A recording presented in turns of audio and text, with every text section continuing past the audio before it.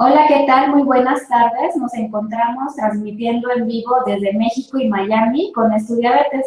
Sean todos bienvenidos a nuestro videochat del día de hoy, donde vamos a hablar sobre qué es la prediabetes. Mi nombre es Elizabeth Fox y soy la coordinadora web de la Federación Mexicana de Diabetes.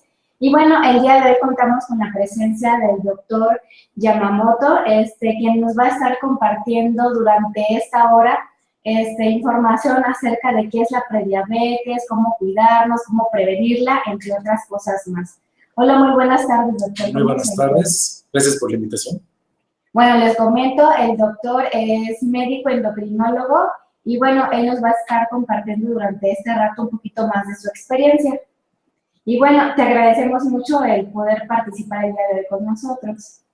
Siempre es un gusto y sobre todo hablar de temas tan importantes, relevantes como puede ser la prediabetes y lo que puede impactar a lo largo de la vida de las personas que lo tienen y cómo puede ser y en qué momento se puede tratar para evitar el desarrollo propio de la diabetes. Exactamente. En todos nuestros videochats siempre hemos platicado mucho acerca de la diabetes, cómo prevenirla, cómo cuidarnos, pero también hemos dejado un poquito de lado qué es la prediabetes, cuáles personas podemos estar en riesgo de presentar prediabetes, pero antes que nada, pues muchas personas no sabemos qué es, ¿no? Antes que nada nos gustaría conocer un poco más qué es la prediabetes. Mira, yo creo que es la pregunta más importante e interesante de todas. Yo recuerdo, yo terminé la especialidad en el año 2000 y todo el tema de prediabetes, diabetes, eran como que muy de fantasía, muy de no sabemos si realmente existe o no existe el tema de prediabetes. Hay que considerar que la prediabetes es un tema numérico, totalmente. Estamos hablando de cifras de glucosa. Las cifras de glucosa que son en aquel sujeto que no tiene diabetes, pero tampoco está normal. Es decir, es aquel sujeto que tiende ya al desarrollo de la diabetes mellitus con el tema, cuyo factor principal es precisamente la resistencia a la insulina. Entonces, ese tipo de situaciones son importantes de analizar, de entender. Tengo un amigo, un gran maestro, que lo que me dijo es que decir que alguien tiene prediabetes es como decirle a una mujer que porque está casada ya está preembarazada. Son temas muy importantes de tratar. Los especialistas en diabetes actualmente sabemos que el sujeto que tiene esta famosa prediabetes es un sujeto que ya está comenzando a generar cierto daño a nivel celular, a nivel endotelial, a nivel de músculos vasculares, y esto es lo que está, o lo puede repercutir a largo plazo. Entonces, la prediabetes, como definición, es solamente un punto numérico, son cifras de glucosa, pero que obviamente esto puede variar mucho de un sujeto a otro. Sí, es lo que se está comentando también actualmente de muchos mencionan, es que tú tienes diabetes o no tienes diabetes. Hay personas que no contemplan tanto esta definición. La definición como tal la saca nuestra organización, la saca la Organización Internacional de Diabetes, lo saca la Asociación Latinoamericana de Diabetes. ¿Por qué? Porque hay un punto muy negro con respecto a que si una persona no tiene diabetes numéricamente hablando, pero tiene la glucosa por arriba de los parámetros normales, pues tiene diabetes, ¿no? Vaya, la glucosa de ayuno normal es de 60 a 99, de 100 a 125 es prediabetes y de 126 arriba es diabetes. Entonces, numéricamente hablando, un sujeto que tiene 100 de glucosa en ayuno ya tiene prediabetes. Pero vaya, si tiene 125, para mí ya tiene más diabetes que prediabetes. Por eso es un tema numérico ahí, es como una línea muy tenue. Pero lo que sí sabemos es que tenga 100 o 125, ese sujeto que ya comenzó a tener daño. Y creo que es el aspecto más importante, considerar que aquel sujeto que comienza a tener daño es un sujeto que se tiene que tratar. La prediabetes, numéricamente hablando, no se puede dejar vamos a ver qué pasa. Vamos a ver si desarrollas diabetes o te echa para atrás. O cierra la boca y con eso ya vas a quitar la prediabetes. Eso no funciona así.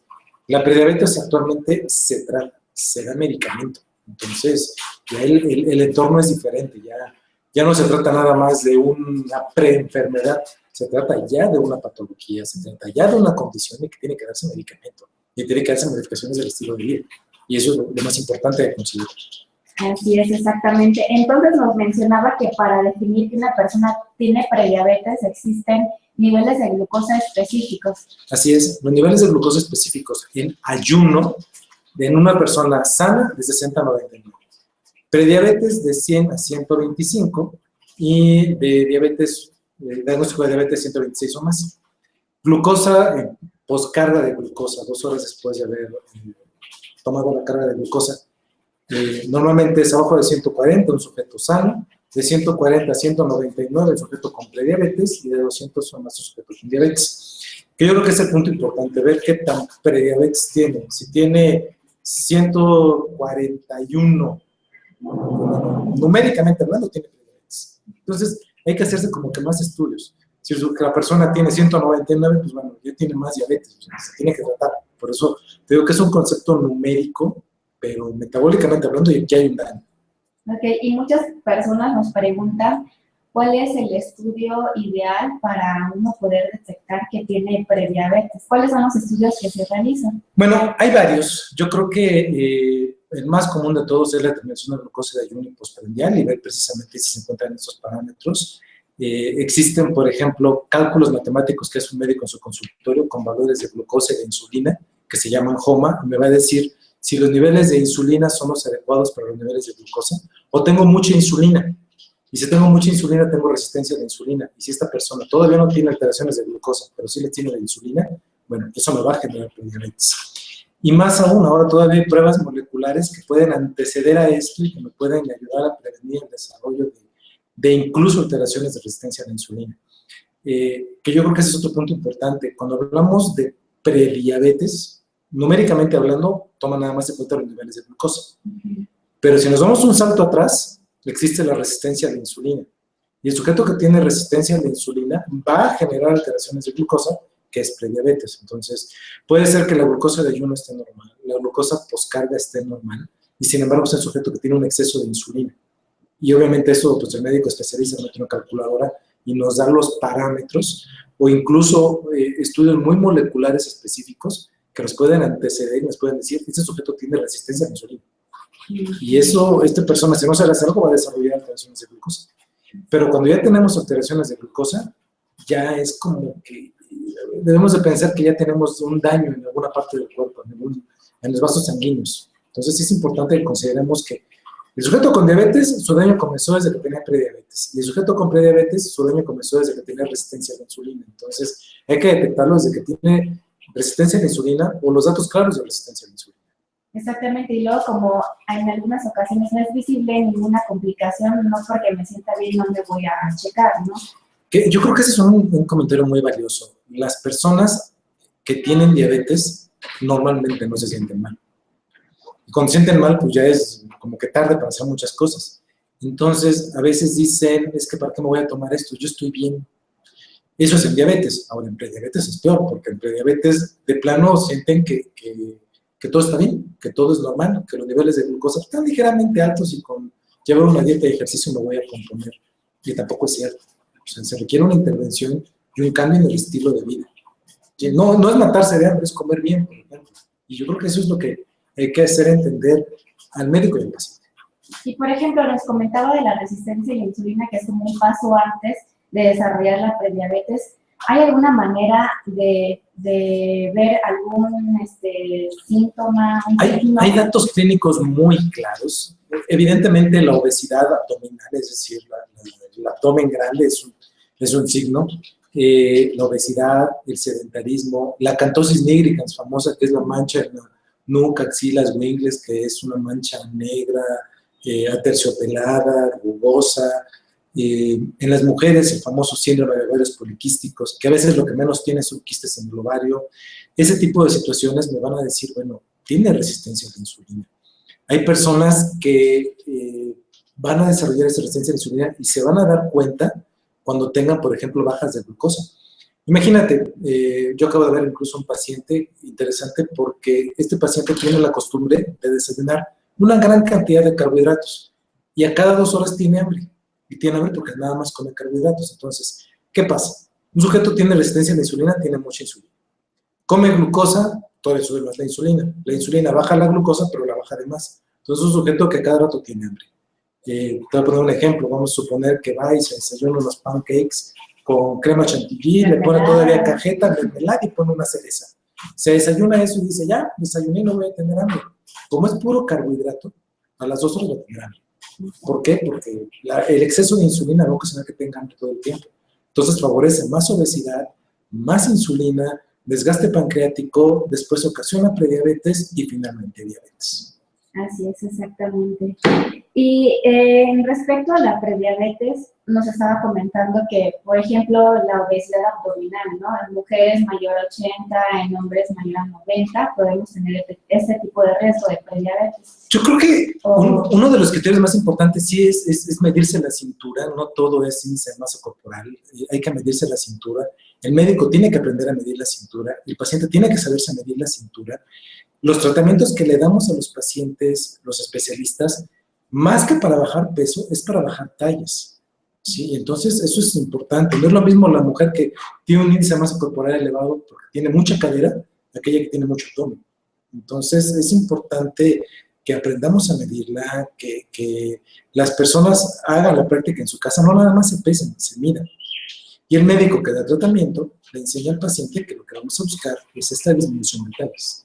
Ajá, es el problema de donde solamente vemos el peso, pero incluso en la composición corporal no vemos la cantidad de pérdida de grasa, si estamos perdiendo músculo, lo estamos manteniendo y sobre todo lo que comenta, pues las tallas, ¿no? Porque además ponemos a una persona a hacer ejercicio y si comparamos la masa de 1 kilo de carne con respecto a la masa de 1 kilo de manteca, pues evidentemente la masa es mucho mayor, entonces la persona va a ver pérdida de talla más no pérdida de peso, sobre todo si le ponemos a hacer ejercicio. Entonces, es importante que todos hagamos ejercicio.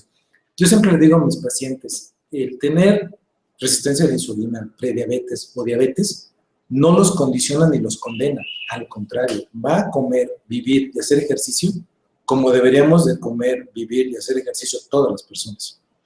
Entonces, yo creo que eso es algo importante que debemos de considerar y no dejar de hacernos estudios o valorarnos por miedo a que podamos tener alguna enfermedad. Si la tengo, pues, y puedo hacer algo para prevenirla y echarla para atrás, mucho mejor. Sí, lo mejor es estar informados, ¿no? Sí, sí. Totalmente. Y como nos comentaba, también la distribución, ¿no? Porque algunas personas tienden a acumular más grasa en el área del abdomen, que se conoce como androide, o más en la parte de las caderas y piernas, que es ginecoide. Entonces también eso es algo... Ahí estamos con mayores factores de riesgo los latinos, ahí sí tendemos a desarrollar más obesidad abdominal y eso es importante. El anglosajón, por ejemplo, se hace obeso desde el cabello hasta las uñas de los pies, o sea, es una obesidad impresionante, pero engordan todos. Y el latino tiende a desarrollar abdomen y eso es el factor de riesgo más importante, ese desarrollo de abdomen, de grasa visceral, que obviamente es el que está condicionando las enfermedades. Hay que considerar que un sujeto, antes de tener prediabetes, puede tener hipertensión, puede tener problemas de lípidos, de colesterol, de triglicéridos. Y esto está condicionado por resistencia a la insulina. Y el sujeto todavía ni siquiera tiene alteraciones de glucosa. Entonces, la prediabetes va más allá que nada más un valor numérico. Pero bueno, se tiene que dar una definición, por eso es por valores numéricos de glucosa. Pero si vamos más profundo, el sujeto que tiene resistencia a la insulina ya está teniendo factores de riesgo importantes para el desarrollo de diabetes. Entonces, otros factores serían como alguna dislipidemia, si podemos observar una dislipidemia. Se observa dislipidemia, se observan alteraciones de los triglicéridos y disminución del colesterol bueno, de lo que es el HDL. Eso tiene una explicación metabólica, una explicación muy compleja, pero que evidentemente es lo que más podemos ver. Y que los triglicéridos, es algo que a veces se le da tratamiento, por ejemplo, llega el paciente con triglicéridos altos y el médico nada más le da tratamiento para los triglicéridos o nada más le da tratamiento para la hipertensión y no estudian si el sujeto tiene resistencia a la insulina. Entonces, tratar la consecuencia, que es los triglicéridos o la hipertensión, no es tratar el problema. Hay que tratar el problema, que es la resistencia a la insulina y evidentemente la prediabetes. Así es, exactamente. Entonces vemos que uno de los factores de riesgo también presentar hipertensión, tener dislipidemias, tener obesidad abdominal, mujeres que hayan tenido diabetes gestacional o embarazos de más de 4 kilos, según lo estandarizado en América Latina, pues. Y ser hispanos también. Ser hispanos. Los asiáticos y los latinos somos los demás factores de riesgo, entonces, pues bueno, eso nos condiciona precisamente esta cantidad de grasa combinada. Y sobre todo si también tenemos familiares con diabetes tipo 2. Sí, que es interesante porque actualmente vemos muchas personas que en su familia no hay personas con diabetes, pero ellos comenzaron a desarrollar. Y la razón es el cambio de alimentación. Porque los abuelos o los papás no desarrollaron tanta obesidad como ahora tenemos. Que eso condiciona incluso que tengamos niños obesos con resistencia a la insulina y futuros diabéticos, pacientes con diabetes. Entonces es muy importante también el estilo de vida, ¿no? El sedentarismo, la alimentación. Y hacer los estudios de manera correcta, porque no nada más es, oye, me tomo la glucosa en ayuno cada año. Yo tengo pacientes que cada año se han hecho su check-up y sus niveles de glucosa salen normales. Pero he ahí que la primera que se altera es la glucosa después de los alimentos, no la de ayuno. Y tendemos a medirnos la... Todos medimos la glucosa de ayuno. Y llegan los pacientes y doctor, es que yo me he medido la glucosa de ayuno durante años y siempre sale normal. Y la pregunta es, ¿alguna vez te tomaste la glucosa después de comer? No. Bueno, esa se eleva 10 años antes de que se eleve la de ayuno. Así es. Y otra cosa, luego algunas personas quieren pues tener su diagnóstico y el problema que luego llegamos a cometer un error, me mido con mi glucómetro, eso no es preciso, ¿no? No, tiene una variación de 20 miligramos por arriba o 20 miligramos por abajo. Entonces, a lo mejor se toma la glucosa y sale 90, pero en realidad tiene 110. Entonces, tienen esas pequeñas variaciones. Hay que considerar que el diagnóstico se hace con glucosa, pero en sangre. Esa es la manera en que tiene que hacerse. Y, insisto, si alguien sale con alteraciones de glucosa, si alguien sale con resistencia a la insulina, no es alguien que se vaya a controlar nada más haciendo dieta y ejercicio. Esa persona tiene que hacer un plan de alimentación bien hecho, tiene que hacer actividad física específica para él y obviamente y muchos de ellos incluso medicamento. Y por ejemplo, ahí en el tratamiento de la diabetes, ¿qué sería? Por ejemplo, en el ejercicio hay algo muy específico que se tenga que realizar. Depende mucho de la persona. Yo creo que el manejo individualizado es algo que los especialistas estamos haciendo actualmente. Es decir, si alguien llega a mi consultorio, pesa 110 kilos y lo pongo a hacer ejercicio mañana, haciendo que nunca he hecho, pues le voy a destrozar las rodillas. ¿Sí? Yo creo que es importante comenzar a hacer una actividad física a tolerancia. Diario, pero a tolerancia.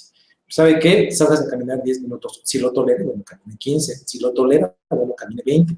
Pero comencemos paso por paso, individualicemos a la persona, revisémosle los pies, porque a lo mejor vamos a poner a caminar a alguien que tiene un pie con alteraciones de diabetes o alteraciones vasculares. Hay que revisar los pies y ya entonces lo ponemos a caminar. Tomar un electro. A mí me ha pasado con muchos pacientes que ya son mayores de edad, que empiezan con diabetes y que los pongo a hacer ejercicio, primero hay que tomarlos un electro. Muchos de ellos están infartados y en su vida se han dado cuenta. Entonces, hay que, evidentemente, tomarles un electro, revisarlos. No es, ya salí con prediabetes, mañana salgo a correr. A lo mejor no llegan en la esquina. Exacto. Eso tiene que estar puesto de manera individualizada. Hay muchos médicos y pacientes que, bueno, dicen, tengo prediabetes. A partir de mañana dejo de cenar. Es el peor error. O a partir de mañana dejo de comer glucosa, carbohidratos, dejo de comer tortillas, pan. También es un error. Lo que tienen que hacer es llevar una vida sana, es decir, comer lo que pueden comer, lo que les gusta comer en las cantidades adecuadas. El tratamiento en este tipo de condiciones es individualizado. A cada sujeto le tengo que dar lo que el sujeto necesita para mejorar su calidad de vida. Así es, pero de que tenemos que empezar a hacer un poco de ejercicio acorde a nuestras posibilidades, así es, eso sí es necesario, sí, ¿no? Y en base a nuestras posibilidades y a nuestra tolerancia. Exacto. Nada de ya tengo 140 de frecuencia cardíaca, pero todavía aguanto correr otro kilómetro.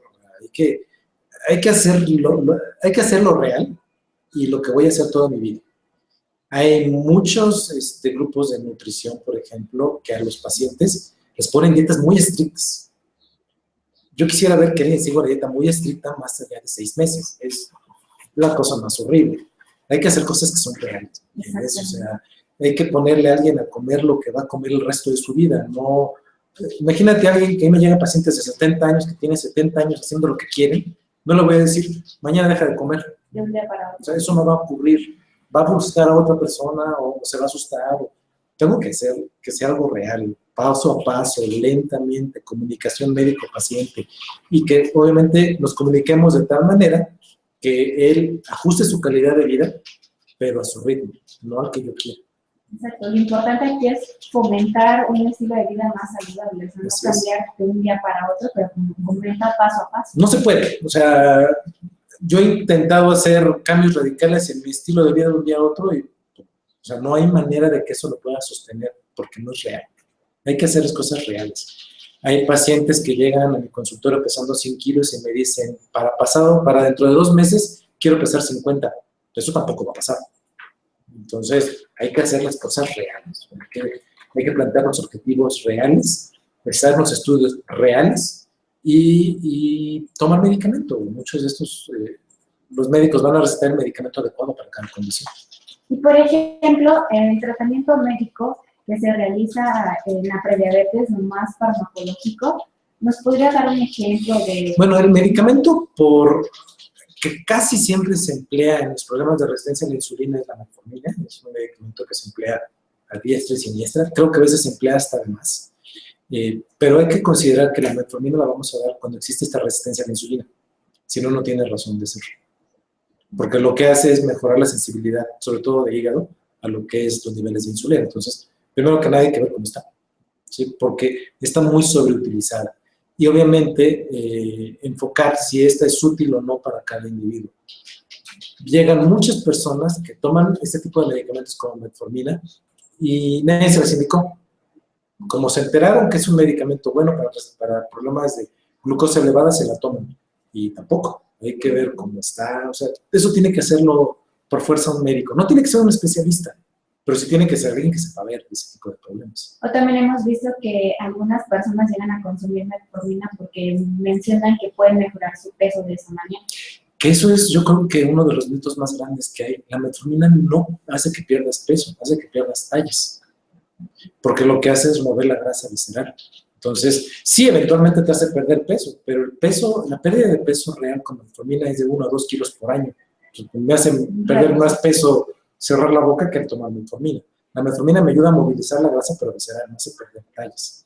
Por eso muchas personas dicen, es que no me sirvió. Si perdiste una talla, te sirvió de maravilla. O también otro punto es que mencionan que no les hace efecto porque al inicio sienten muchos efectos secundarios, ¿no? Problemas gastrointestinales por lo regular. Por eso no es un medicamento que sea de libre demanda, o sea, tiene que ser indicado de manera adecuada y saber que a la persona le va a servir. Pero desgraciadamente es algo que muchos médicos ocupan así, porque es un medicamento de moda. Es muy viejo el medicamento, pero es como de moda, como que se le encontraron muchas ventajas y ahora todo el mundo lo ocupa. Exactamente. Y doctor, actualmente estaban mencionando algo sobre el uso de la metformina y algún efecto secundario diferente a los gastrointestinales, más respecto como a la mineralización de los huesos. Mira, la metformina es un fármaco que se le han encontrado muchos atributos positivos. Te hace perder tallas, te mejora la resistencia a la insulina, por sí solo mejora el perfil de lípidos. Es un medicamento que de hecho se ha demostrado que tiene efectos benéficos para la disminución de ciertos riesgos de factores de cáncer. Realmente la única complicación atribuible a la metformina, el efecto secundario gastrointestinal, pero la única complicación atribuible es, por ejemplo, la acidosis láctica. Yo, en 20 años de ejercer, no he visto ninguna. Tampoco es que sea muy frecuente. De hecho, se dejó de prescribir muchos años en Estados Unidos por el factor de riesgo, pero después se vio que el riesgo era mucho menor que el beneficio. Por eso se siguió vendiendo ese tipo de fármacos. Entonces podemos ver cómo en la prediabetes, si consideramos que igual no debemos consumir algún fármaco, algún medicamento, estamos viendo que pues sí es necesario ser un poco más activos en el tratamiento, no dejarlo de un lado y decir, pues medio cuido mi alimentación y medio hago ejercicio y ya con eso pues voy a salir adelante. Yo creo que depende mucho del grado de la famosa prediabetes. Es lo que te decía, si en glucosa de ayuno tiene 100 o 101, pues sí, numéricamente hablando tiene prediabetes y hacer ejercicio y dieta le va a ayudar. Pero si tiene 125, pues ya a lo mejor te toma medicamentos propios a que si tuviera diabetes. ¿Sí? Entonces depende mucho del famoso grado de prediabetes. Te digo, para muchos especialistas la prediabetes no existe. Es como decir a una persona que tienes sobrepeso, no considerarla que tiene obesidad. Y pues el sobrepeso depende mucho de donde tengas la grasa. Si el sobrepeso lo tienes porque tienes grasa en la cadera, bueno, pues si el sobrepeso lo tienes porque tienes grasa en el abdomen, es un factor de riesgo. Entonces depende mucho de dónde esté el problema, tanto numérico como físico, para saber qué le vas a hacer. Y por ejemplo, muchas personas que presentan, bueno, que tienen prediabetes, luego su duda es, si yo me cuido, si tomo un medicamento, cuido mi alimentación y hago ejercicio, ¿puedo prevenir una diabetes posteriormente? Yo creo que esa es una de las preguntas más importantes. Sí, se puede hacer reversible, pero también depende de dónde empezar. Si cuando empiezan a hacer el tratamiento ya están más allá de la diabetes que la glucosa normal, pues la verdad es que no. Normalmente, a lo mejor se controla bien la glucosa, pero al paso del tiempo van a comenzar a desarrollar diabetes. Sí. Me han tocado pacientes que tienen unas glucosas de ayuno de 124 y la postprandial en 185. O sea, ya están más cercanos a la diabetes. Se pueden hacer ejercicio, mejoran su calidad de vida. Mientras se mantengan así, ya lo hicieron, pero si no, entonces comienzan problemas. Aquí hay un concepto que se llama memoria metabólica. La memoria metabólica es que el cuerpo, a nivel celular, guarda todo aquello que con lo que le estamos haciendo daño. Entonces, un sujeto que ya tuvo problemas de glucosa, que ya tuvo problemas de exceso de insulina, así mejore al 100%, esa memoria metabólica ahí está. Tiene que, con que vuelva a perder la costumbre de hacer ejercicio, con que vuelva a subir de peso, esto se dispara como si no hubiera bajado nunca. Eso es la memoria metabólica. Entonces, si voy a hacer cambios en el estilo de vida, hay que hacerlos por siempre. Permanentes, ¿no? Así es. No es nada más porque estoy asustado durante 6 meses lo hago, es permanente. Y el problema es que es lo más común, que tendemos a hacer cambios que luego no los llevamos a lo largo del tiempo. Cuido mi alimentación, no sé. Tiene que ver mucho con la comunicación médico-paciente. ¿Sí? Yo, a los pacientes que me he llegado a enfrentar de ese tipo, son personas que el médico les dijo, es que cierra la boca y con eso vas a mejorar. Y sí la cierran durante 6 meses y después se les olvida. Si yo no le explico esto que te estoy diciendo, le estoy diciendo en este momento con respecto a, oye, el daño que le hiciste ahí sigue. Lo que tú hagas después se vuelve a sumar a lo que ya tiene de daño. Entonces, pues la persona se le va a olvidar y 6 meses después va a empezar otra vez con problemas. Entonces, una está en el informar y también en el educar a la persona, ¿no? Así es. Y depende mucho de que el médico que vaya a ver realmente sea alguien que sabe ver el problema y que no nada más le diga, tienes obesidad o tienes la glucosa un poquito alta. Aquí la glucosa no es un poquito alta, o está alta o está normal. Eso es la realidad. Entonces no es, tienes la glucosa un poquito alta, con que vivas más tranquilo y comas bien. O sea, eso no ocurre. Exactamente, y por ejemplo también, pues se vale buscar segundas opiniones, ¿no? Si veo que no tengo una adecuada información con el médico que estoy actualmente, que no me toma en cuenta, pues puedo buscar una segunda. Es que la situación, como comentábamos al inicio, es que no se sienten mal, ni se ven mal. Yo siempre que doy conferencias para médicos de primer contacto, lo que les digo, si a tu consultorio va una persona que tiene un cuadro de faringoamigdalitis o tiene un cuadro de diarrea, pero lo ves que tiene sobrepeso, obesidad, acatosis míricas y factores de riesgo, estúdialo. No nada más le des tratamiento para el problema por el que va, porque a lo mejor le puedes prevenir, diagnosticar y tratar de manera oportuna una patología que le va a condicionar o afectar el resto de su vida. Y te lo va a agradecer. Si tú le dices, oiga, está un poquito pasado de peso, me gustaría hacerle estudios para ver que todo esté bien. Te va a decir, pues háganmelos. O sea, voy a salir bien. Capaz que descubres que no. ¿Sí? Y el favor y lo que le prevenís a esa persona es enojo. Exactamente.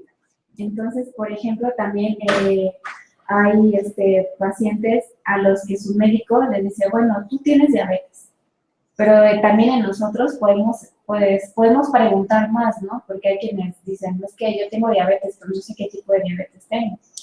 Yo te diría, todas aquellas personas que en este momento se consideren con sobrepeso o obesidad y sean latinas, hagan estudios. Y vayan con su médico y díganle, oiga, doctor, se ve con glucosa normal, pero me gustaría que me revisara, que me explicara, que me revisara el cuello, que viera si no tengo algún otro problema. Yo he aprendido a lo largo de los años que hay muchos médicos que requieren que el paciente los force a hacer las cosas para que se puedan hacerlas. Entonces, hay que hacer, si el médico con el que tú vas te ve gordito, pero no te dice, te voy a hacer estudios para ver si tienes problemas, háztelos.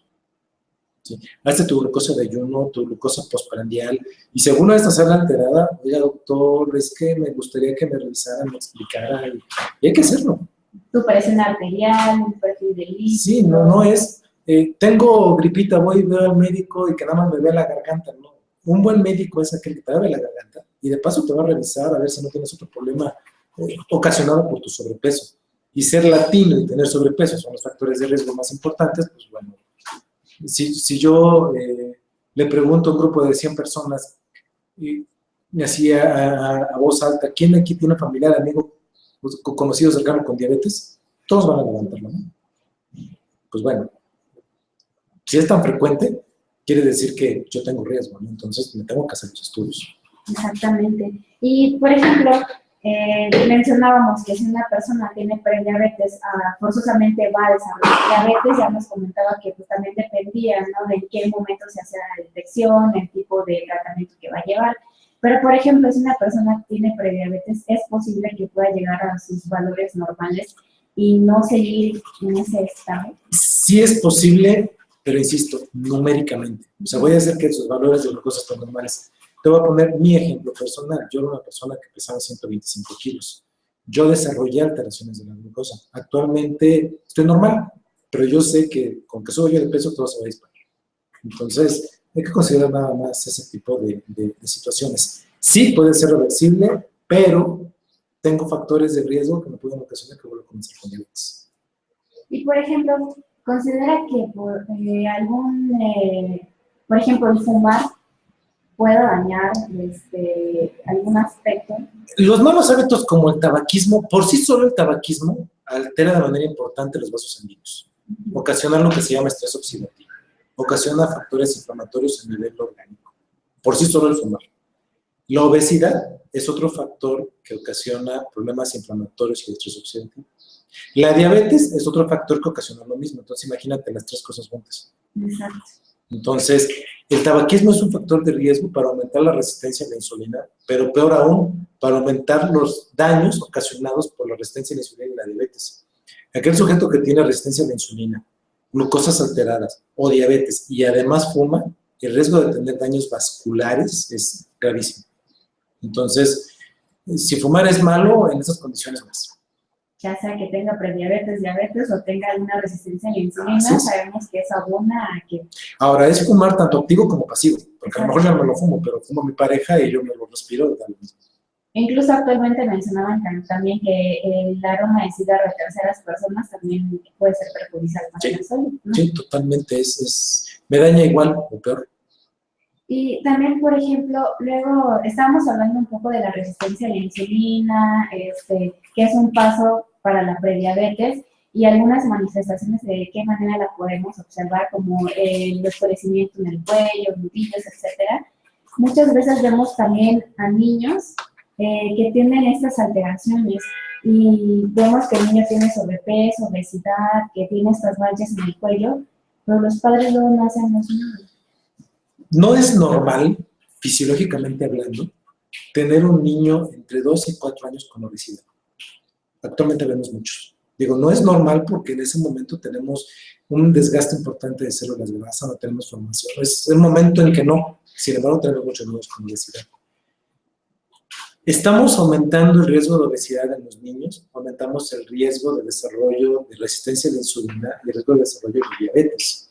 La obesidad y la diabetes tipo 2 infantil es mucho más frecuente ahora de lo que era antes. Y la razón es que tenemos niños con resistencia a la insulina, con prediabetes. Desde los 10 años yo veo un niño con obesidad y hay que hacerle estudios, porque ese niño no va a desarrollar diabetes en cualquier momento. ¿Sí? Entonces, sí, hay que hacerlo. El problema es que no tengo medicamentos para diabetes tipo 2 en niños, tenemos muy pocos medicamentos. En el adulto hay un montón, pero en el niño no. Entonces, pues bueno, hay que evitar que me desarrolle diabetes. Imagínate, Si tengo un adulto que empieza con diabetes a los 40 años, tengo un riesgo elevado de que tengan complicaciones a los 60. Si tengo un niño con diabetes tipo 2 a los 10 años, a los 20 años va a tener todas las complicaciones. ¿Qué estilo de vida va a tener? Exactamente, ¿no? Y sabemos, de entrada ya todos sabemos que pues un niño con sobrepeso, obesidad no es saludable, no es como antes de un niño gordito es un niño sano. Ahora sabemos que tenga este peso de más no es adecuado. Fíjate que hace unos 20 años, cuando íbamos a dar pláticas de obesidad infantil, normalmente el niño obeso era el raro, era el que molestaba mucho en la escuela. Actualmente es al revés, hay tanta obesidad que el raro es el delgado. Entonces, eso ya es vergonzoso, pues, o sea, eso no debería estar pasando. Y es ahí un dilema donde como me veo igual con los demás, no creo yo estar mal, ¿no? Porque si veo muchos niños con sobrepeso, obesidad, tiendo a creer que eso es. Pues es que sales a la calle, ves niños, adolescentes, adultos, ancianos con obesidad, y es el cuadro natural. Y eso, más bien, es el cuadro normal, pero natural. O sea, no deberíamos de tener tanta obesidad. Pero además las personas se saben obesas y no hacen nada. Llega el paciente al consultorio y me dice, doctor, vengo que me ponga una dieta. O sea, todos sabemos que es comer sano. O sea, todos lo sabemos. Lo que esperamos es que alguien nos lo diga. Pero si ese alguien no nos dice lo que queremos, entonces no le hacemos caso. Porque tengamos un apoyo y tengamos el seguimiento, no es una persona que nos puede estar evaluando. Que yo creo que aquí el aspecto, ese comentario es muy valioso porque normalmente el médico es el que quiere poner el plan nutricional. Yo soy endocrinólogo y sé poner planes nutricionales, pero no lo hago de manera adecuada. Quien hace eso de manera adecuada es el nutriólogo. Por eso, esa es la razón de ser un buen nutriólogo, no del que el médico ponga un plan nutricional. ¿Lo sé hacer? Sí, porque soy endocrinólogo. ¿Lo hago? No, porque para eso está un nutriólogo. Porque va a tener la paciencia para explicarle, para decirle. Yo como médico no puedo explicarle la obesidad, explicarle la enfermedad, explicarle los medicamentos y ponerle un plan nutricional. O sea, es demasiado. No olvidemos el ejercicio también. Sí, el ejercicio. Entonces, para eso está el educador en diabetes, el nutriólogo que le va a decir, pues señor, usted tiene que hacer esto, le va a convenir. Y además que lo va a también individualizar. Esa es la razón de ser del educador en diabetes, del nutriólogo especializado en este tipo de problemas. Porque el médico se limita en su mayoría a decirle, deje de comer. Dejar de comer eso no va a pasar. Es más fácil decirle qué comer y que no comer tanto, pero no es deja de comer. Y entonces nos estaba comentando que el tratamiento de la prediabetes, de diabetes y todo esto, pues no incluye solamente a una persona. Usted, ¿quién sería la persona, el profesional de salud de primer contacto con quien tendría? El concierto, pues, lo puede manejar un especialista. Puede ser el endocrinólogo, internista, alguien que le guste y maneje el paciente con diabetes. Pero evidentemente hay partes en esto donde debe de estar involucrado la nutrióloga, el psicólogo, psiquiatra, que le ayude a entender mejor todavía este tipo de problemas, que muchas veces el mismo educador lo puede hacer. Y para los conceptos más finos o más comunes, bueno, está el médico general.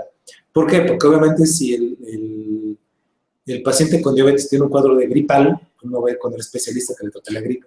¿Sí? Entonces, eso es un manejo de grupos. Se requiere todo un grupo multidisciplinario para tratar a las personas con diabetes. El médico no lo puede hacer todo. Yo me voy a limitar a decirle, pues usted puede comer de todo, pero en ciertas cantidades. Pero quien le va a decir que sí y que no es el nutriólogo, y si de preferencia es educador en diabetes, mucho. Entonces, es que es el problema, ¿no? Porque muchas veces nos acercamos a nuestro centro de salud y pues no tenemos la facilidad pues de llegar a una consulta tan rápidamente con todos los especialistas que nos gustaría, ¿no? Pero entonces, si podemos acudir con un médico endocrinólogo, con un médico internista, de entrada sería lo ideal, ¿no? Pero podemos acompañar este tratamiento con otras personas, ¿no? Hay muchas personas que son educadores en diabetes que les pueden orientar, los pueden capacitar, porque les van a dar la educación que a lo mejor el médico no da.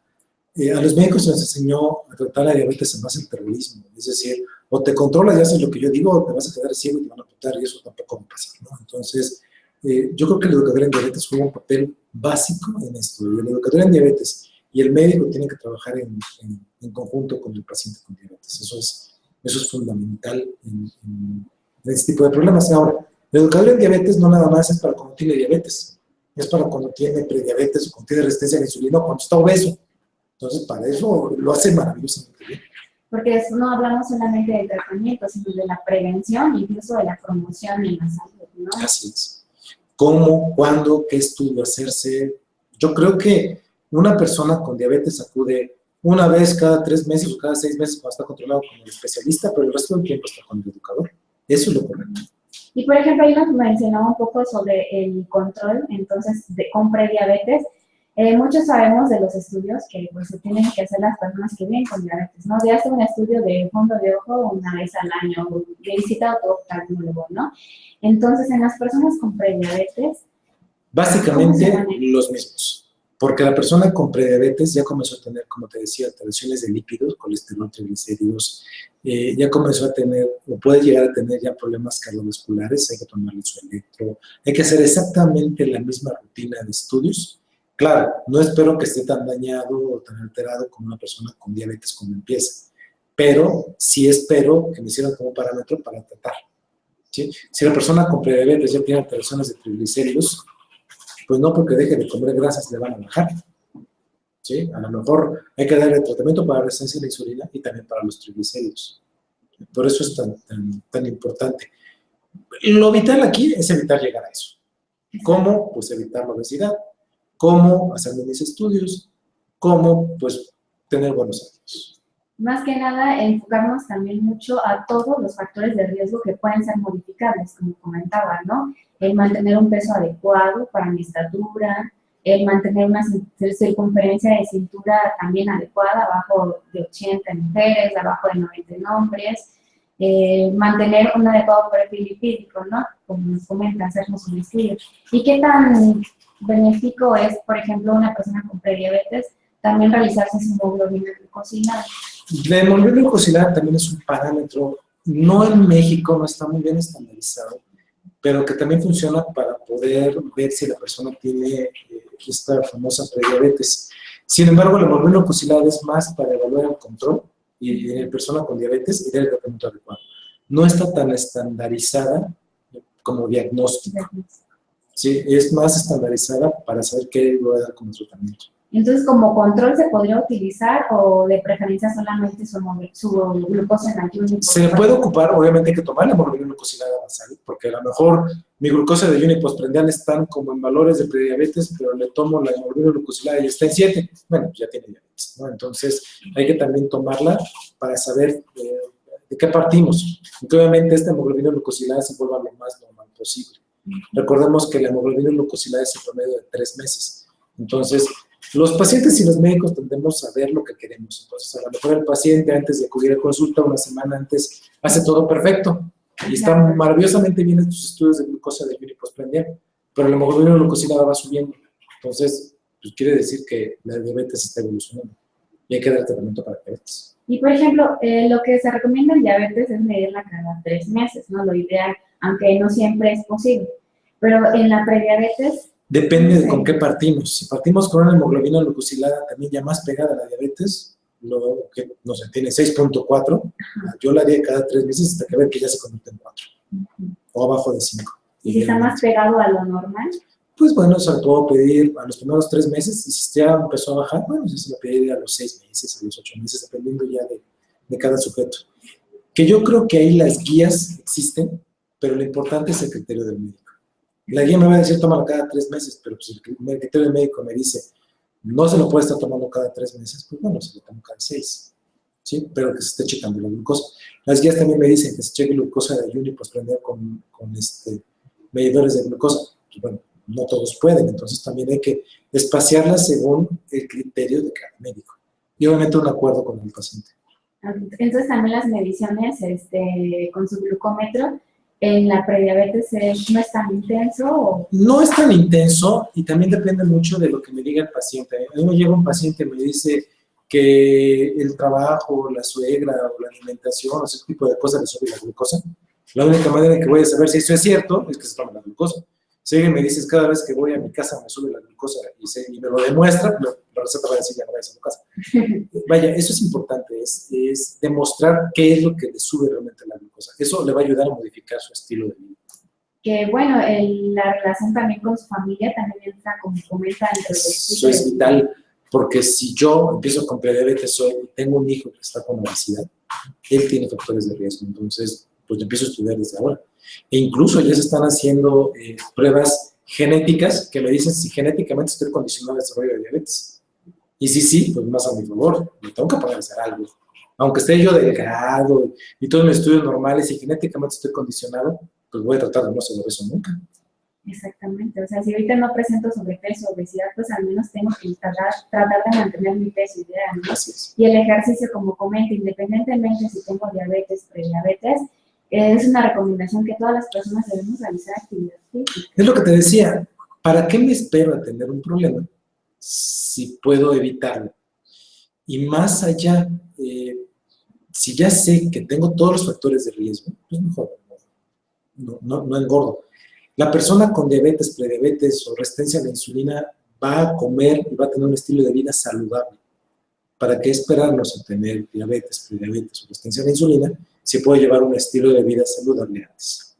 Es donde nos comentan mucho también de los gastos económicos, ¿no? Porque creo que es también un tema muy importante en cuanto, bueno, si tengo prediabetes, el comprar mis medicamentos, realmente es un gasto muy fuerte para la economía. Si tener diabetes, ¿qué te diré? Los medicamentos nuevos que son excelentes para el control de la diabetes hacen que estés gastando solamente en diabetes un promedio entre 3 o 4 mil pesos mensuales. Solamente. Pero si además tiene hipertensión, problemas de colesterol, triglicéridos, súmale, es una cantidad de dinero absurdo. Es más sano comer bien y hacer ejercicio. Es lo que mencionábamos, por lo regular es lo que se menciona, ¿no? De los gastos versus de la prevención, los gastos de cuando ya tengo prediabetes, cuando tengo diabetes, ¿no? Sí, y como te comentaba, también hay que ser realista. Si es una persona que nada más puede comer tortilla y frijoles, pues bueno, hay que decirle cuántas tortillas con qué cantidad de frijoles. ¿Y cómo prepara los frijoles? Sí, También. o sea, hay que enseñarle eso. No quiere decir, híjoles, porque llegan pacientes y dicen, es que yo no más como tortillas, o sea, no tengo gran cosa para comer, ok, pero no te vas a comer 20 tortillas, vas a comerte tantas tortillas y te vas a poner tanta cantidad de tal tipo de frijol. O sea, hay que enseñarle a las personas. Creo que un poco el problema radica ahí en cuando me mencionan que tengo que llevar una alimentación saludable inmediatamente. Digo, ay, el pescado más caro que está en el supermercado o las verduras más costosas, pero hay verduras de temporada que son más económicas y que puedo preparar de una manera. Fíjate que ahí hay algo interesante, porque las personas dicen, tengo diabetes, no puedo comer fruta. Pues sí puede, nada más hay que enseñarle cuál y de qué tipo. Sí, pero ¿puede comer fruta? Por supuesto que puede. O sea, no tiene que comer ni caviar, ni tiene que comer faisán, puede comer tortilla con frijoles, nada más hay que enseñarle cómo. Y ya. Exacto. Ver lo que son los tiempos, las cantidades, la preparación, y es muy importante la cantidad, como comentan, ¿no? Que coma. El no comer también es un problema. Pues que coma bien, eso es todo. Porque muchas veces digo, es que voy a reducir de peso, entonces ya no voy a cenar como comer. Es el típico, yo no ceno porque subí de peso, precisamente por eso, por no cenar. Y también otra cosa que vemos, bueno, si bien luego a veces nuestros horarios laborales, etcétera, es un poco complicado realizar actividad física, pues siempre hay manera de buscar un tiempo, algún tipo de actividad, no es de, tienes que hacer ejercicio y me voy al gimnasio.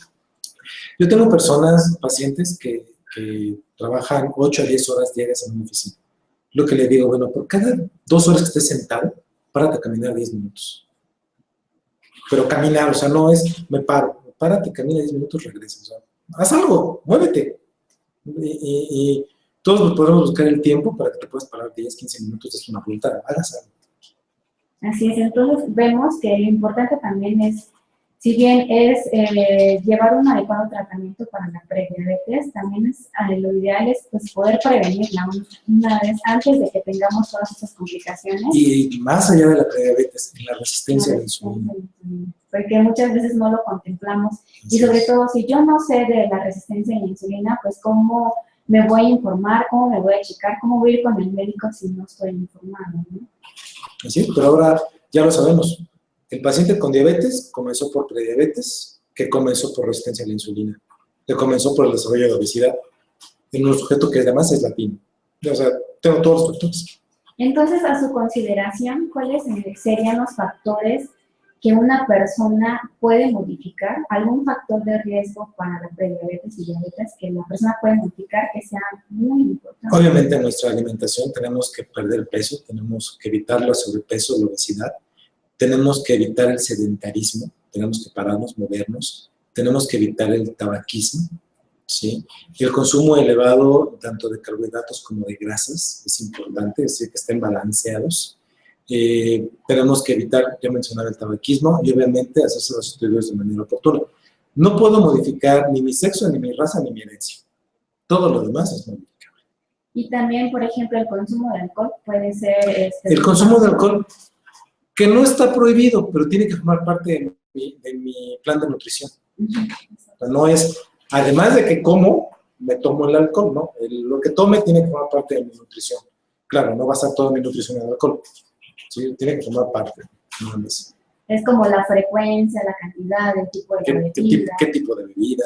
¿Qué voy a tomar? Si lo voy a tomar en desayuno, comida y cena. Todo este tipo de situaciones. Digo, hay lugares donde en lugar de agua toman vino, hay lugares donde en México que en lugar de tomar agua toman cerveza. Bueno, tiene que formar parte de mi nutrición, eso es todo. Exactamente. Y para poder dar fin a este videochat del día de hoy, ¿algo en específico que quisiera aportarnos? Yo creo que lo que tenemos que hacer para comenzar es vernos en el espejo.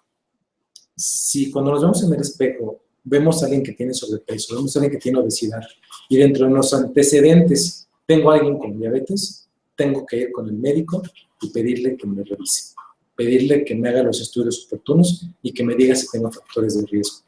Comencemos por nosotros, no esperemos que los médicos lo hagan, esperemos hacerlo nosotros.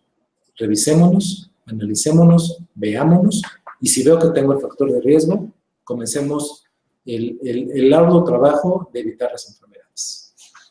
Perfecto, entonces creo que finalizamos con un muy buen mensaje. Esperemos que el videochat del día de hoy les haya gustado muchísimo. Y bueno, doctor Jorge Yamamoto, agradecemos mucho su participación el día de hoy.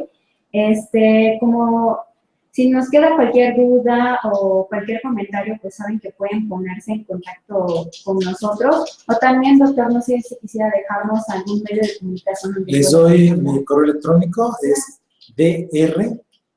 drllama con y jorge @gmail.com.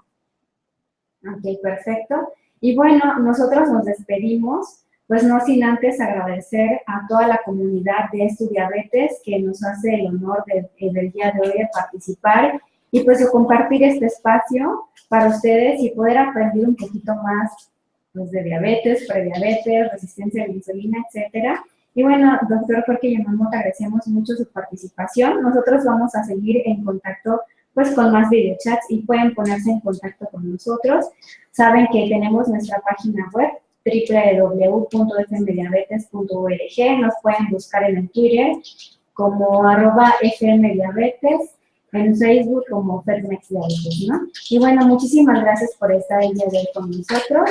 Nos despedimos. Hasta luego. Gracias. En ayuno ya tiene prediabetes. Pero vaya, si tiene 125, para mí ya tiene más diabetes que prediabetes. Por eso es un tema numérico ahí. Es como una línea muy tenue. Pero lo que sí sabemos es que tenga 100 o 125, ese sujeto que ya comenzó a tener daño. Y creo que es el aspecto más importante, considerar que aquel sujeto que comienza a tener daño es un sujeto que se tiene que tratar. La prediabetes, numéricamente hablando, no se puede dejar vamos a ver qué pasa. Vamos a ver si desarrollas diabetes o te echa para atrás.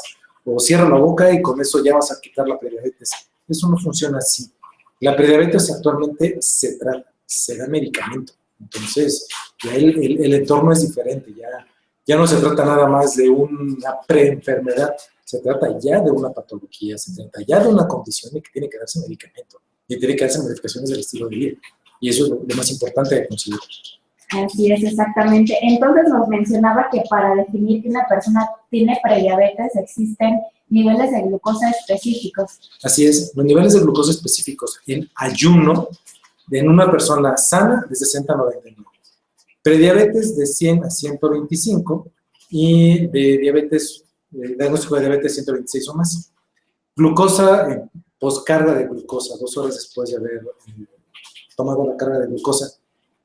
Normalmente es abajo de 140, un sujeto sano, de 140 a 199 el sujeto con prediabetes y de 200 son más sujetos con diabetes. Que yo creo que es el punto importante, ver qué tan prediabetes tiene. Si tiene 141, numéricamente hablando, tiene prediabetes. Entonces, hay que hacerse como que más estudios. Si la persona tiene 199, pues bueno, ya tiene más diabetes, o sea, se tiene que tratar. Por eso te digo que es un concepto numérico, pero metabólicamente hablando, ya hay un daño. Ok, y muchas personas nos preguntan cuál es el estudio ideal para... Hay que considerar que la prediabetes es un tema numérico, totalmente. Estamos hablando de cifras de glucosa. Las cifras de glucosa que son en aquel sujeto que no tiene diabetes, pero tampoco está normal. Es decir, es aquel sujeto que tiende ya al desarrollo de la diabetes mellitus con el tiempo, cuyo factor principal es precisamente la resistencia a la insulina. Entonces, ese tipo de situaciones son importantes de analizar, de entender. Tengo un amigo, un gran maestro, que lo que me dijo es que decir que alguien tiene prediabetes es como decirle a una mujer que porque está casada y aquí ya está preembarazada. Son temas muy importantes de tratar. Los especialistas en diabetes actualmente sabemos que el sujeto que tiene esta famosa prediabetes es un sujeto que ya está comenzando a generar cierto daño a nivel celular, a nivel endotelial, a nivel de músculos vasculares, y esto es lo que está, o lo puede repercutir a largo plazo. Entonces, la prediabetes, como definición, es solamente un punto numérico, son cifras de glucosa, pero que obviamente esto puede variar mucho de un sujeto a otro. Sí, es lo que se está comentando también actualmente de muchos mencionan, es que tú tienes diabetes o no tienes diabetes. Hay personas que no contemplan tanto esta definición. La definición como tal la saca nuestra organización, la saca la Organización Internacional de Diabetes, lo saca la Asociación Latinoamericana de Diabetes. ¿Por qué? Porque hay un punto muy negro con respecto a que si una persona no tiene diabetes numéricamente hablando, pero tiene la glucosa por arriba de los parámetros normales, pues tiene diabetes, ¿no? Vaya, la glucosa de ayuno normal es de 60 a 99, de 100 a 125 es prediabetes y de 126 arriba es diabetes. Entonces, numéricamente hablando, un sujeto que tiene 100 de glucosa. Hola, ¿qué tal? Muy buenas tardes. Nos encontramos transmitiendo en vivo desde México y Miami con Estudiabetes. Sean todos bienvenidos a nuestro videochat del día de hoy, donde vamos a hablar sobre qué es la prediabetes. Mi nombre es Elizabeth Fox y soy la coordinadora web de la Federación Mexicana de Diabetes. Y bueno, el día de hoy contamos con la presencia del doctor Yamamoto, quien nos va a estar compartiendo durante esta hora información acerca de qué es la prediabetes, cómo cuidarnos, cómo prevenirla, entre otras cosas más. Hola, muy buenas tardes, doctor. Muy buenas tardes, gracias por la invitación. Bueno, les comento, el doctor es médico endocrinólogo y bueno, él nos va a estar compartiendo durante este rato un poquito más de su experiencia. Y bueno, te agradecemos mucho el poder participar el día de hoy con nosotros. Siempre es un gusto y sobre todo hablar de temas tan importantes, relevantes como puede ser la prediabetes y lo que puede impactar a lo largo de la vida de las personas que lo tienen y cómo puede ser y en qué momento se puede tratar para evitar el desarrollo propio de la diabetes. Exactamente. En todos nuestros videochats siempre hemos platicado mucho acerca de la diabetes, cómo prevenirla, cómo cuidarnos, pero también hemos dejado un poquito de lado qué es la prediabetes, cuáles personas podemos estar en riesgo de presentar prediabetes, pero antes que nada, pues muchas personas no sabemos qué es, ¿no? Antes que nada nos gustaría conocer un poco más qué es la prediabetes. Mira, yo creo que es la pregunta más importante e interesante de todas. Yo recuerdo, yo terminé la especialidad en el año 2000 y todo el tema de prediabetes, diabetes, eran como que muy de fantasía, muy de... No sabemos si realmente existe o no existe el tema de prediabetes. ¿Cómo poder detectar que tiene prediabetes? ¿Cuáles son los estudios que se realizan? Bueno, hay varios. Yo creo que el más común de todos es la determinación de glucosa de ayuno y postprandial y ver precisamente si se encuentran estos parámetros. Existen, por ejemplo, cálculos matemáticos que hace un médico en su consultorio con valores de glucosa y de insulina, que se llaman HOMA, y me va a decir si los niveles de insulina son los adecuados para los niveles de glucosa, o tengo mucha insulina. Y si tengo mucha insulina, tengo resistencia a la insulina. Y si esta persona todavía no tiene alteraciones de glucosa, pero sí le tiene la insulina, bueno, eso me va a generar prediabetes. Y más aún, ahora todavía hay pruebas moleculares que pueden anteceder a esto y que me pueden ayudar a prevenir el desarrollo de incluso alteraciones de resistencia a la insulina. Que yo creo que ese es otro punto importante. Cuando hablamos de prediabetes, numéricamente hablando, toma nada más en cuenta los niveles de glucosa. Pero si nos damos un salto atrás, existe la resistencia a la insulina. Y el sujeto que tiene resistencia a la insulina va a generar alteraciones de glucosa, que es prediabetes. Entonces, puede ser que la glucosa de ayuno esté normal, la glucosa poscarga esté normal, y sin embargo es el sujeto que tiene un exceso de insulina. Y obviamente eso, pues el médico especialista mete una calculadora y nos da los parámetros, o incluso estudios muy moleculares específicos que nos pueden anteceder y nos pueden decir que este sujeto tiene resistencia a la insulina. Y eso, esta persona, si no se le hace algo, va a desarrollar alteraciones de glucosa. Pero cuando ya tenemos alteraciones de glucosa, ya es como que debemos de pensar que ya tenemos un daño en alguna parte del cuerpo, en los vasos sanguíneos. Entonces es importante que consideremos que el sujeto con diabetes, su daño comenzó desde que tenía prediabetes. Y el sujeto con prediabetes, su daño comenzó desde que tenía resistencia a la insulina. Entonces hay que detectarlo desde que tiene resistencia a la insulina o los datos claros de resistencia a la insulina. Exactamente, y luego como en algunas ocasiones no es visible ninguna complicación, no porque me sienta bien no me voy a checar, ¿no? Yo creo que ese es un comentario muy valioso. Las personas que tienen diabetes normalmente no se sienten mal. Y cuando se sienten mal, pues ya es como que tarde para hacer muchas cosas. Entonces, a veces dicen, es que ¿para qué me voy a tomar esto? Yo estoy bien. Eso es en diabetes. Ahora, en prediabetes es peor, porque en prediabetes de plano sienten que todo está bien, que todo es normal, que los niveles de glucosa están ligeramente altos y con llevar una dieta de ejercicio me voy a componer. Y tampoco es cierto. O sea, se requiere una intervención y un cambio en el estilo de vida. Que no es matarse de hambre, es comer bien, por ejemplo. Y yo creo que eso es lo que hay que hacer entender al médico y al paciente. Y, por ejemplo, nos comentaba de la resistencia a la insulina, que es como un paso antes de desarrollar la prediabetes. ¿Hay alguna manera de ver algún síntoma? Hay datos clínicos muy claros. Evidentemente, la obesidad abdominal, es decir, el abdomen grande es un signo. La obesidad, el sedentarismo, la acantosis nigricans famosa, que es la mancha en la nuca, axilas, wingles, que es una mancha negra, aterciopelada, rugosa. En las mujeres, el famoso síndrome de ovarios poliquísticos, que a veces lo que menos tiene son quistes en el ovario. Ese tipo de situaciones me van a decir, bueno, tiene resistencia a la insulina. Hay personas que van a desarrollar esa resistencia a la insulina y se van a dar cuenta cuando tengan, por ejemplo, bajas de glucosa. Imagínate, yo acabo de ver incluso un paciente interesante porque este paciente tiene la costumbre de desayunar una gran cantidad de carbohidratos y a cada 2 horas tiene hambre. Y tiene hambre porque nada más come carbohidratos. Entonces, ¿qué pasa? Un sujeto tiene resistencia a la insulina, tiene mucha insulina. Come glucosa, todavía sube más la insulina. La insulina baja la glucosa, pero la baja de más. Entonces, es un sujeto que a cada rato tiene hambre. Te voy a poner un ejemplo. Vamos a suponer que va y se desayuna unos pancakes con crema chantilly, le pone todavía cajeta, mermelada y pone